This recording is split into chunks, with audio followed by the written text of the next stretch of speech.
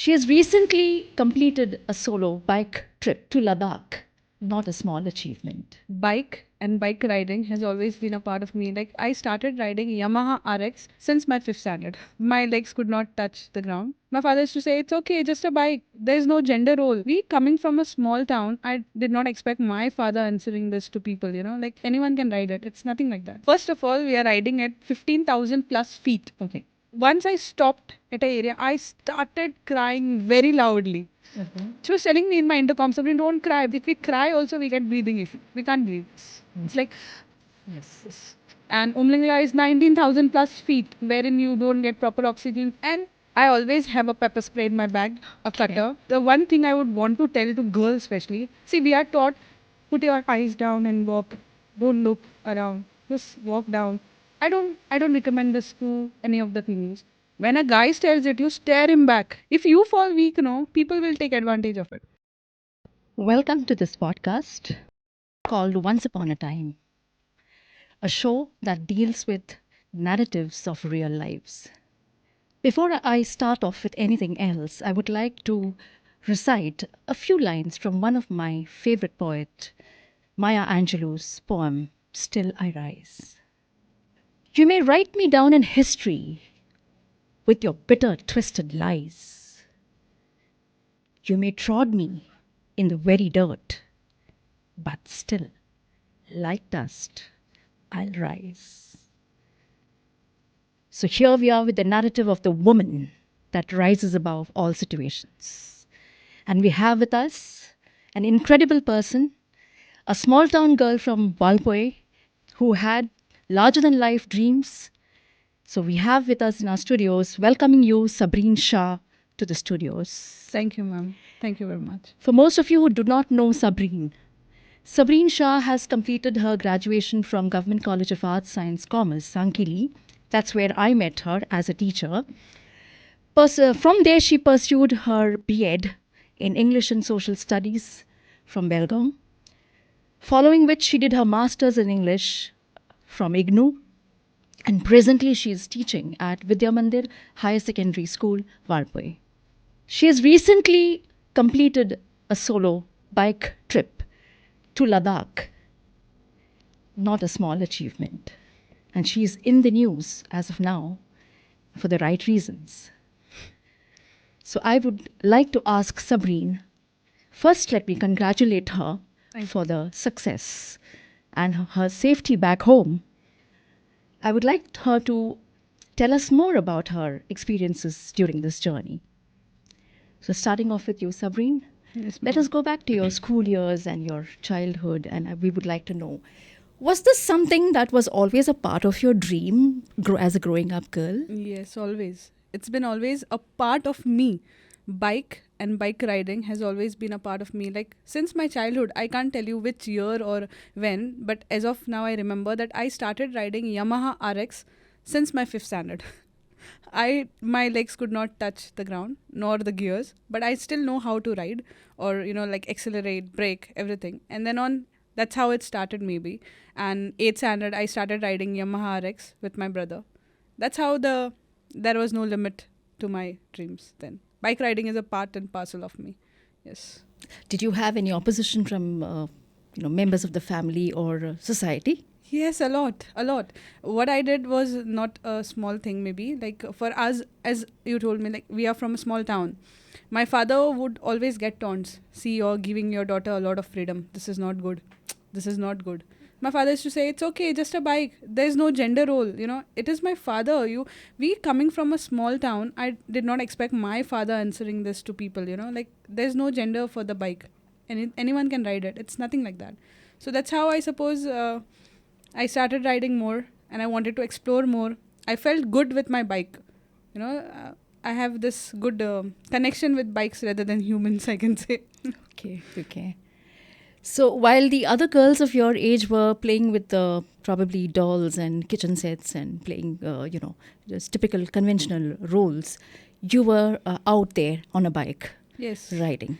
So I think, there is this famous line from Wordsworth's poem, The Rainbow. The child is the father of man. So you know what the person or the child is going to be right from childhood. Yes. Right?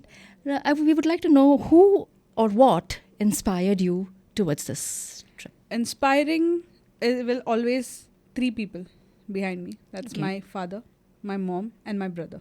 Okay. From a tricycle to a bike to a bike on a dirt track, and like making me go through off roads and making me ready for this huge achievement that my brother has done. Okay. So it's like these three humans have always inspired me, and they've always believed in what I always told them. Like, Mom, I just made a plan. Like, I wanted to go Ladakh. It was like a childhood dream. Since I know something called as Ladakh exists, I like Ladakh. Whatever it is, Ladakh. So people used to tell me, what is there in Ladakh? All barren land. There is nothing. There is just sand. You don't have good food there. I want to go Ladakh. Until and unless you go to a place, you don't know what it actually have. Exactly. So when I reached there, I felt like I had a lot of health issues also. Like people who have altitudinal issues, they will face a lot of problems there, like breathing issue. I had continuous nose bleeding for a week. Since I reached Ladakh, I had nose bleeding. I had breathing issue. Then I had to take Dimox. That is that one tablet which helps you with the, like altitudinal issues and all those sickness. And a lot of things, a lot of challenges. But I'm glad I rose above all. Just the way you quoted Maya Angelou. Okay. That's incredible, actually. The whole journey. Did you have to go through any kind of a preparation prior to the trip, like any physical training? Do tell us about that. Yes. Do tell us about This that. Ladakh journey is, more than 5,000 kilometers. Like from riding from Goa to Ladakh to Umlingla, the world highest motorable pass, back to Manali, Delhi, that side. It's a very long journey, and you never know what comes next. It was just like a surprise for everybody. But my guy Azad, my bike, whom I call Azad, Gorilla 450 Royal Enfield, I call him Azad. So that guy never gave me a problem. Like every morning, we used to have surprises. Like someone would have a flat tire, a broken chain, a lever broken, a cable broken, some or the other thing. But I used to always go to my bike and I would be like, boy, are you fine? So I would never experience anything like that. Alhamdulillah. And yes, you have to be mentally prepared. Physically, yes, I joined gym, Okay. which I didn't go properly. But I feel, yes, physical fitness is more important over there because the terrains over there is like notorious. You don't know what's coming next. Like we also experienced landslide after we come down from Manali side. So we were stuck. Emotionally also you have to be prepared. Physically, financially, emotionally, everything. You just have to be prepared for everything. Just be like, okay, whatever comes next, I'm going to, overcome it. You just can't cry there saying, oh, I can't do this. No. At one point, I felt that, actually. I did that. Okay. I stopped my bike and I was like, no, what am I doing? I can't do this. But then I told myself, this is what you're here for, Sabrin Shah. And everyone in the intercom was listening to my talks and they were laughing. Okay. I can do it. Sabrin Shah, you are here for this. So I did that. And it was like no stopping or no looking back from then on. Just as you are referring to challenges, any particular specific challenge that you remember that probably you had a kind of a second thought or maybe a kind of fear? Yeah. So please narrate A lot. something. Yeah, A tell. lot. First of all, we are riding at, like 15,000 plus feet. Okay. And Khardungla is almost 15, 16 or 17,000. 17,000 plus. And Umlingla is 19,000 plus feet. Thousands, okay? And wherein you don't get proper oxygen, you have breathing issues, everything. So while I was riding, first was this Zorjila Pass, which is one of the, dangerous routes. And I have... Why do you say so? Because there is, no proper roads. And we are going through, mountain which are cut mountains, and there is nothing at the right hand side. And if you just go, you're gone. So you You're can literally see gone. you can see the steep. Yes. Okay. And at one point there was a big off-road, a big puddle of water, and you just can't do that water crossing every time because it is freezing cold. All right. And if you get wet, then done. Come over. The whole day is gone. You'll be just irritated the whole day because of the freezing cold. It was 1 degree. And at one point, I just got stuck. And I was like, no, I can't do this. Because I have a height issue. I love mountains. I want to go to mountains, but that mountains gave me height issue. I was like watching at this side and I was like, no, I can't do this. What if I fall? And we could see some trucks and vehicles which were already fallen and, burned down and all that. So that would give me more fear. Yeah. I could not. So that is when I told myself, come on, Sabrin, you're here for this. Do it. Just do it once. So I did not look at the right hand side. I just crossed that area. And then there was a big milestone over there of Zorzilla Pass. I stood there, I took pictures, and I told myself, I did this. I can go more further, because that was just the start. The Zorzilla Pass was the start of all the challenges. And where was this? This was in Ladakh. After crossing Ladakh, yes. Okay. And what about, the logistics? Like, what preparation did you make? What were the things that you carried with you? And what were the stops that you made? And did you plan for all that? And what about the food on the way? Actually, I would want to thank a lot of people, I can't just name everyone here, but each and every time I came across any people, when I was telling, I'm going Ladakh, and so they told me like what to carry, what not to carry, like how you have to be mentally prepared. At certain point, I have to be emotionally prepared. Okay, everything, physically prepared also. So they told me like to carry things and to avoid such things. And yes, to be honest, I have seen a lot of videos getting preparation. I have spoken to a lot of people. I started doing a lot of rides also. I did a solo ride to Hampi Badami also. I just wanted to test myself, like how if I get lost somewhere, how I would ask help from people. And you did this solo? Yes, I did that solo in December. So this was the kind of a rehearsal for Yes, you? Yes, exactly. Okay. Because you never know, it is more than 5,000 kilometers. Okay. Not a joke. Yeah. And the terrains will be like, you never know, surprise every time. We have experienced this. An hour before, there was a road, normal flowing water, and after an hour we experienced such huge stones on the road. That is when I got scared second time. Okay. And that I just told no. I started crying literally when I saw my coordinator falling down in water. And I was like, if this guy can have such a bad crash, who are we? What are we doing? Then that's when I opened a protein bar. I ate, I drank water, I did little bit of prayer, and then I told myself, from childhood you're riding, no? Your brother has taken to all this Krishnapur off-road stuff. Show it today. Okay. Just put into use today. That was for me, not for anybody else. I was telling myself, come on, Sabrine, you have done it from your childhood. Today you have to show it. No falling. And that river crossing was more than 500 meters long. Okay. Yeah. Okay. And it was a very harsh kind of river, very bad flow, because it had rained in the mountains. So, and if you might have seen in this news right now that landslides are happening, roads are closed for 7 days. Such is the story. So when I did that, and it was my turn to do it, I put on my action camera and I just crossed that river from that big stones. And once I stopped at an area, I started crying very loudly. Okay. I started crying very loudly. My friends over there, Sabrine, you did it. Don't worry. You didn't fall. You stop crying. Don't worry. And they are telling me to stop crying because if we cry also, we get breathing issue. We can't breathe. Okay. It's like... Yes. So she was telling me in my intercom, Sabrine, don't cry. But I could not stop crying. I was just literally crying very loudly. And I was calling out to my mom like, Mom, thank you.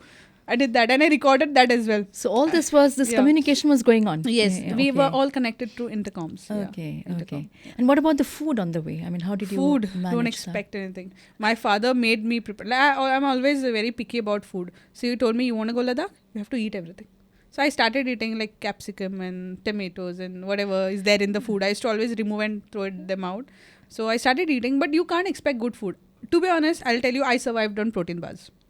Right. I survived on protein bars. So you did carry some dry stuff. Yes, you have to carry protein bars, which will really help you because we come from south, part of India, and over there it is like some other kind of food. And I'm very sensitive with my stomach also. So I always took care of my stomach. I'm like, if I can survive on protein bar, I'll not try that food. It's okay. I can survive. A lot of water and food. Yes, food was good, no doubt. We wherever we got good food, we ate. And what about the breaks and sleep? Breaks, yeah, we used to take breaks. And it was more of a, like we were in a group, but more of a solo riding kind of. Because 10 people, 10 girls, you can't, compare each one. You can't ask them to be, okay, you be slow with me or I'll be fast with you. Everybody differs. Yeah, speed and style is different. So my thing was, I'm here to explore. I'm not here to race. Like I will go at my speed. And I will explore. I want to see the roads. I want to see the river. I would do that. I would just stand on my bike and see the river flowing. Okay, fine. Then some people over there showing hand to people. And people used to show hands to us. And then at one spot, there was one couple who overtook me and they made me stop. And they were like, "Tusi ladki ho?" In Punjab. And they took pictures of me. And she was like very happy that a girl coming from Goa, when they used to see the number plate GA, they're like, why are you here? Mostly they used to think we are guys. Okay. Because when we wear everything like Yeah, riding yeah, gears, helmet yeah. and all, The- I prefer keeping my hair inside. Tight, I don't want okay. them, like flowing out. Yeah, So yeah. it's like that. It was nice. Okay, Very okay. nice. So coming to this interaction with people, so any memorable experience on the way with the localites? So tell us about that. A lot of people I met on the way, especially locals. And at one spot, I met one duo, like brothers. They were running one small general store, and we wanted to have tea very badly. It was Okay. me and two of my friends, and we stopped there. First, they thought we are guys. When we took off our helmet and all, they were shocked. That one guy from there, he was very curious about bikes. Old guys. So he came and he was like, "Where are you guys coming from?" I said, "They're from Kerala. I'm from Goa." And they were like, "Girls? There are no boys with you all?" We said, "There are, but right now we three are there." "How did your parents send you all?" This was the first, like question with more of stress. "How did your parents allow you all?" We said, "Nothing like that. We just came." They have a lot of guts. We should, thank your parents for this. And we're like, there's nothing like that. See, it's India. We need to show that India is safe also. Like, There. I'm coming to the next question, which is exactly this.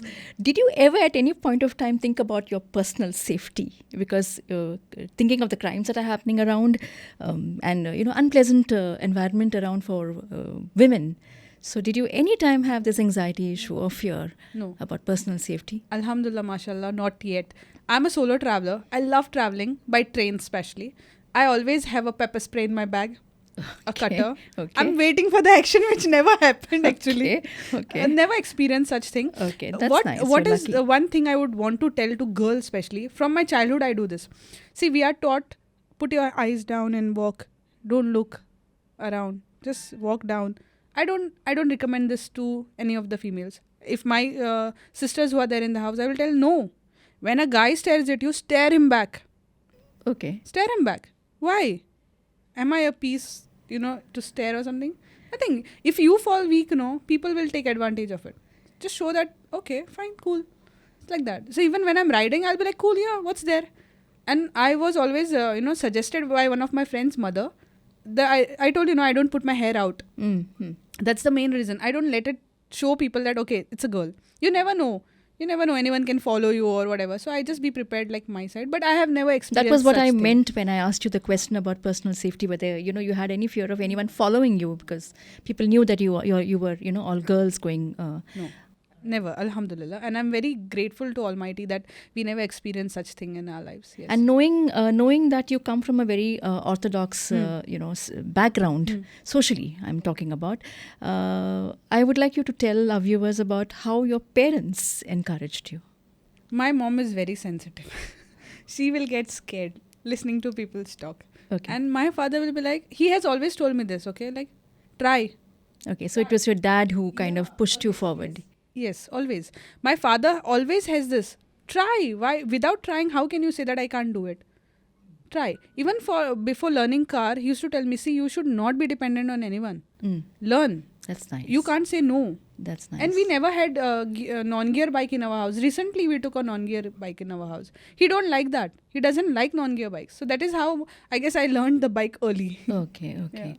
That was one lucky thing for you lucky in thing. life. Yeah. And when I told my mom that I want to do it, so she said, see, just come home safely. Because a lot of people are waiting to talk. Yes. Talking about orthodox background and all that. They also have heard a lot of taunts. Like, my father was told, why are you sending your daughter so far? My mother was told, you don't care about her safety. A lot of things. If you sit and hear everything, there is no point leaving. So it was just like, so it's very important that a girl child gets supportive parents, and I'm very lucky in that. Alhamdulillah, mashallah. exactly. So what would you any particular place that you would want to recommend an average traveler, I'm not talking about bike riders, but average traveler, probably like me, to go and visit? Anything like breathtakingly beautiful place? Tell us about that. See, we started from Goa. We went to Maharashtra first, and we had one day stay there. So there is this Nanemachi waterfalls and 2-3 waterfalls. I didn't go there personally. I chose to rest because I belong to an area where there are a lot of waterfalls, and I didn't want to see. And I'm afraid of leeches also. So I said, forget, I'll take a rest. If a person loves waterfalls, they should try this Western Ghats. Very beautiful area, breathtaking views, seriously beautiful areas. Then Gujarat, Rajasthan. Rajasthan, we all know there are a lot of multiple, tourism spots to visit. But I would recommend Kashmir. Okay. We always have heard, no, heaven on earth. But once you go there, you will seriously feel, yes, this is heaven on earth. Because we went to one place called Sonamarg. All right. OMG. I still get that goosebumps when I see that area. I saw the glaciers for the first time over there only. So that guy who took us on a horse ride, he told me that glacier is 10,000-year old and it has not melted since. And I was like, oh my god. I don't know how far that glacier is there, but that was my first time watching that glacier and I was so happy. Really beautiful. Really beautiful. And we went to Dal Lake also, which is in Srinagar. Yes, the route to Srinagar was very beautiful. Very beautiful. And Ladakh is also very beautiful. If you love barren mountains or whatever, you will find beauty everywhere. Everywhere. So in Quran also, God has said, go out and see my creations. So that's what... Lovely. Yeah, that's what I'm doing, I suppose. People tell me, you're wasting your money. Yeah, 3 years of investment. Okay, like I saved 3 years of amount and I invested. I'm not saying I wasted. People say wasted, but I say invested. Invested because Yes. you've got And an experience. Experience. Yeah, And something that would... You sitting in the house and telling me, don't go. exactly. What I saw, you didn't see, my dear. Yes. And would you recommend other females, female solo bike riders to go on such journeys? Yes. And if any precautionary measures to be taken, anything? First is willpower. I always talk about willpower. See, if you have willpower, you can do it. When a 52 kg female can pick more than 250 kgs bike, ride to all those terrains, ride through off-road, ride through river crossing, go to the highest motorable pass in the world, society is fooling us. Get nose bleeding. Get nose bleeding, yes. And come back. Yes, I had a portable oxygen with me, which I took shots of that because I suffered that in Umlingla. Khardungla, when I reached, it was okay. I cried a lot. I got brain freezing also I got. Oh, what's that? Yeah, that was like, I suddenly black out. I don't know where I was standing. Something happened to me. Just that 5 seconds or 10 seconds was just out. I was not there. That's what happened because of the cold, maybe. And because of oxygen and because of that nose bleeding, maybe. So when we reached Khardungla, there also I cried a lot, but I was fine. But in Umlingla, I was ready for the oxygen thing. Like I knew something would happen because we all are there. We have that excitement. Like you're reaching there that nobody has done that. It's a height, like it's a world motorable pass, highest motorable pass. And we get excited. You can't even run there. You can't even sit down because while getting up, you get that issues. So you have to be very careful. But I cried. I was crying. So I got that issue. So I went to my top box. I removed the oxygen can and I went to one of my friend because I didn't know how to use that. It was just packed. I told her, give it to me. So she just gave me 5 shots of oxygen and I was fine. I waited. We were told not more than 10 minutes. All right. Just move down. Okay. We have to go on the top and then we have to come down to the base, which is at 15,000 feet. Mm-hmm. I stayed there for 45 minutes. Okay. And I'm thankful to that oxygen can. I did that because you never know when you'll go again. My thing was not, just go click a picture and come. I wanted to experience it. From there, I saw the beautiful sunset. I just can't put them in words how beautiful Have it you was. clicked pictures? Yes, I have a lot of pictures. My Okay. phone ran out of the storage. 1 storage. TB was out of storage. Okay. So what is the biggest takeaway from this entire trip? What have you learned and what is the one big takeaway that you can? I guess this is Sabrin Shah 2.0 now. I have learned, seriously, I've learned a lot of things. We need to value ourselves. I have experienced that. I'm experiencing that. I was a fool. That you don't know your value.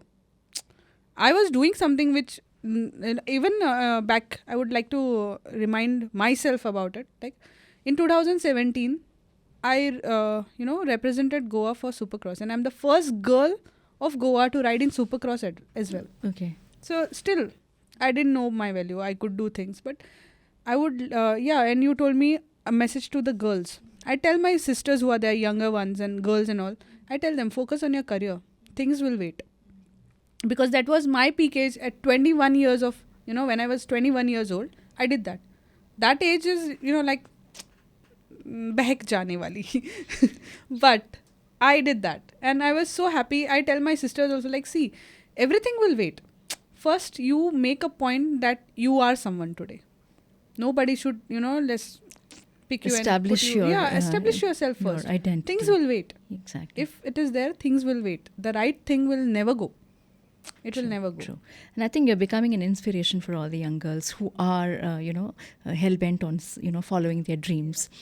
Tell us what plans you have in the near future or the remote future. Yes, right now my bigger plan is to earn, to save, and to explore. Yeah, to explore. I want to go Nepal. That is one of my bucket list, another bucket list. I want to go Nepal. I want to go to see Kathmandu. And there are a lot All of this is now places. Yeah, these are my with plans. your Azad. Yeah, with my Azad. Yes, Okay. with my Azad. This Azad is going to give you the Azadi. Yes, that's how I kept the name. Okay. When I went to solo trip with it, I was at Tungabhadra River and I was waiting there and I was just watching. I always tell this, I am busy absorbing and observing the nature. This is my line. So I was doing that. So that's when I realized I have no name for my bike. He should be Azad. Free. Okay. Okay, so he's Azad. And I'm planning my trips with Azad. In one word, if you were to describe, what did you feel when you reached the peak point? One word.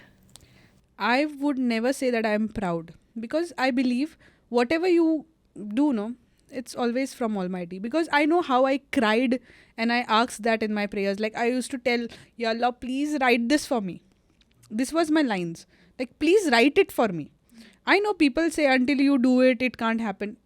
It is there, but somewhere that Almighty, we should never forget Him. So when I reached there, I was just numb. And I started crying. In back of the mind, I knew that I should not cry because of this health issues that may occur to me. Okay, and there is no near, like hospitals or anything that can aid you with it. So I knew I need to take care of things, but I could not stop crying because everything just came in front of my eyes. When people told me, people taunted my parents, everything came in front of my eyes. And I was like, I did it. And I thanked Almighty over there. I did it. Yeah, it's really a good thing that you've achieved this at this age. You didn't have to wait long for this. Now, after you came back on the 20th of August, do you feel that people look at you differently? Like I'm talking about social perceptions. So, do you feel you're viewed at differently? And does it bother you if it's negative? And if it's positive, then does it, encourage you to do something better? My friend, Hiba, she texted me. She is my life's first friend. Okay, like friend whom we make first. So she texted me saying, now people will call you our Sabreen. That's always there. Yeah. Yeah. All those people who taunted you will say or refer to you, she's our Sabreen. Okay. Our Sabreen did this. She Because- texted me that. Yes, Actually, before I reached You're home. getting into the news. Yes. You're becoming famous. To be honest, this was never my plan, coming on news, and that was never a plan. It was my childhood dream. I always referred to as it is my childhood dream. Okay, like since I know that there is Ladakh, I'm like Ladakh. My mom was also tired of listening Ladakh.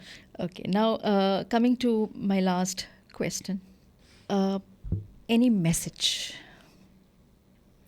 for people who are suppressed at home, kids like you? And I'm saying kid because you were my student in class. I noticed that you always were different from all the rest of the girls of the class right then. So any message that you would like to give all these girls who are kind of always, not allowed and not permitted to pursue their dreams? Anything? See, we face a lot of problems, first of all. There are some people who are not allowed. So I would tell them that first try to build a little of trust maybe. Maybe for some reason parents are not allowing. How do you do that? I mean, how do you build trust? I'm very naughty, no doubt. That permission thing was never in our life. Dad, can I go here? I know where my father will send me. where he will not. Yes, but we don't have fathers like your father in every family. So there might be daddies and who or mummies who don't allow their kids to go out and venture and take this risk. So anything that you would like to tell the girls out there? Yeah, I have come across a lot of females telling me this. Sabrina, you're lucky in this part. Mm. I don't think I'm lucky. Yeah, not like that. But I think, first of all, I'm only going through a lot of pressure right now. Yeah, mentally. But still, I had already, like that poem had just gone out of my mind. When you recited it, I realized, yes, this is what it is. I rise. Above all, everything. See, I have a lot of things to do. I'm taking care of a lot of things. A lot of commitments are there. But still, give yourself little time. Talking about the suppression, see, I tell my mom also, this is your mistake. You never thought of yourself. You always lived for others. This is the reason we also learn the same thing. So you got to be a little selfish sometimes. Yes, exactly. My mother called me selfless. I always tell her, Mama, what is the bad thing in me? She will say, you are selfless. And I realized it. Like I told you, I joined gym. I have things for everything. I can do things for everyone. But I can't, I was very, it was very difficult for me to remove that 1 hour for my own self. And when I look back now, I realize, what have I done in my life all these years? What have I done to myself? Taking things from people, just taking it. So this was maybe like, I didn't want to show anyone. This was my personal stuff, my personal dream, which I did. And I want to tell girls who are there, or the females, not girls, women. I don't care what age it is. Please do not restrict your dreams. Do not suppress your dreams. Don't think what people will say. People will say.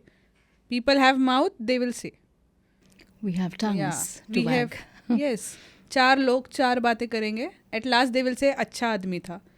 For that, I'm not waiting for that. I don't want that.